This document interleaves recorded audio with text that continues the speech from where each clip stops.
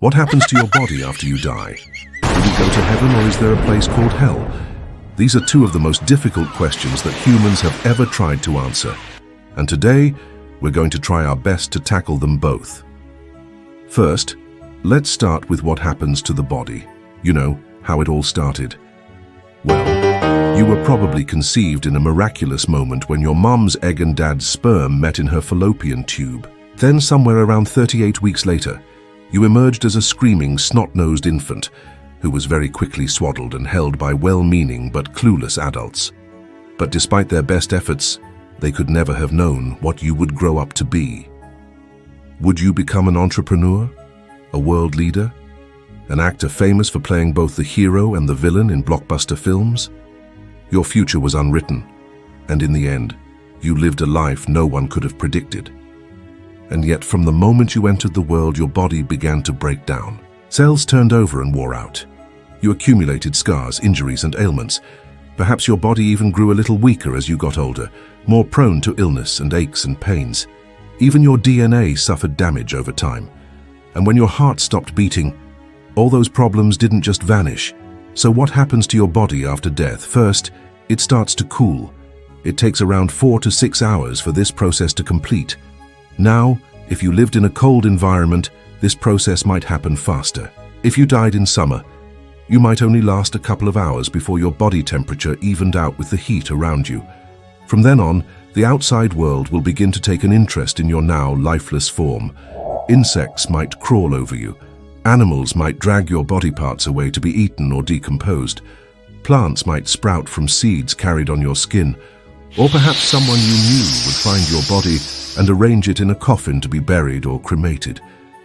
But none of those things are what really happens to your body. Instead, after death, the cells in your body begin to break apart. As cells decompose, their contents leak out and spread through the rest of the body, causing swelling and discoloration. Then bacteria in the intestines multiply and produce gases such as methane, hydrogen sulfide, and ammonia. They make the stomach swell and may cause fluids to leak from the mouth and nose. The blood begins to pool in the lower parts of the body, and the limbs become cold and stiff. That's what's known as rigor mortis. Around 36 to 48 hours after death, the stiffening spreads to the rest of the body. As time passes, the bacteria in the digestive tract continue to multiply, and putrefaction begins. The smell of rotting flesh attracts flies who lay eggs, and within days, maggots hatch and burrow into the corpse.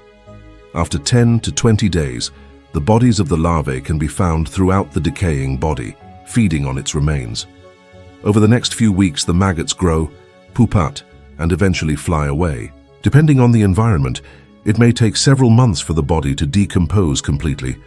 This whole process might sound unpleasant, but it's part of a natural cycle. In nature, nothing lasts forever. Mountains wear down, stars explode, and dead bodies turn back into the substances that make up living beings. Your body simply joins the cycle of decomposition, where it will remain until it is returned to earth, air, fire, and water. Now, this is just what happens to your body. But what about your soul? What happens to that? Now that we've talked about what happens to the body, let's talk about the soul. If you believe in an afterlife, then you probably wonder what comes next. According to religious beliefs, some souls go to heaven and some go to hell. But what are these places actually like? Well, first let's talk about heaven. Some people describe it as a peaceful place filled with light and warmth, a place where loved ones who have passed away are waiting to welcome you.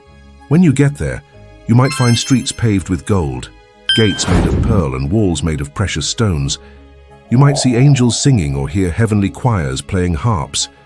There may be rivers flowing with wine and trees bearing fruit. It might even feel like home. But unlike home, there is no death in heaven. Once you enter, you won't have to worry about aging or illness or the passing of others. You can spend eternity doing whatever you want. Maybe you'll hang out with your old friends, or you'll build sandcastles on beaches of gold. Maybe you'll watch the sunset over fields of light and walk among clouds. Imagine the possibilities of spending all your time with everyone and everything you love. Heaven is supposed to be a paradise, a place of endless joy and contentment. But not everyone goes to heaven when they die. Some people go to hell. Imagine burning in an everlasting fire, being tormented by demons and suffering pain beyond anything you've ever experienced before. That's what hell is like. It's a place of torment where evil spirits prowl and sinners suffer eternal punishment. The idea of hell can be frightening. It conjures up images of fiery pits, chains and shackles, of screams echoing through the darkness, and of people desperately trying to escape but never succeeding. According to some beliefs, once you enter hell, there is no hope of escape. You'll burn there forever. But what do you need to do in order to avoid hell? Well, that depends on which religion you follow. For Christians, the path to heaven and the avoidance of hell involves faith in Jesus Christ. They believe that by believing in Him and accepting His sacrifice, they can be forgiven for their sins and secure a place in heaven.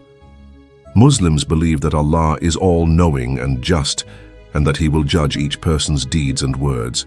Those who live good lives will earn paradise, while those who don't will face the punishments of hell. Hindus believe in reincarnation. When a person dies, their Atman moves into a new body. If the Atman is pure, it will be reborn into a better body. But if it is impure, it will be reborn into a worse body.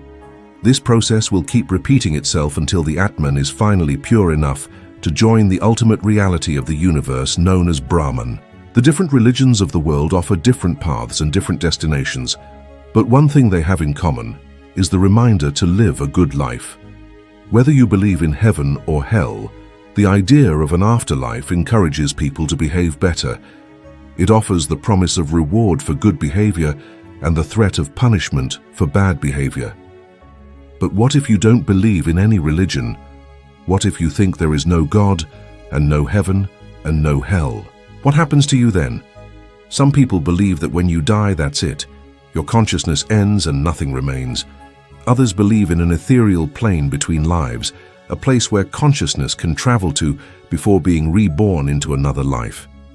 But again, these ideas vary depending on who you talk to. In fact, there are many different beliefs about what happens to us after we die.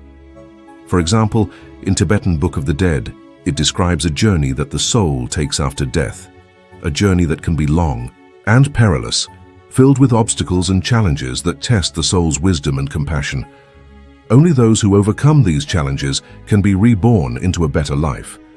There's also the ancient Egyptian Book of the Dead, which contains spells and rituals designed to help the deceased navigate the underworld and reach the field of reeds, a paradise reserved for the righteous. And then there's the Norse belief in Valhalla, a hall in Asgard where warriors who died in battle were taken by Valkyries to feast and fight in preparation for the final battle of Ragnarok.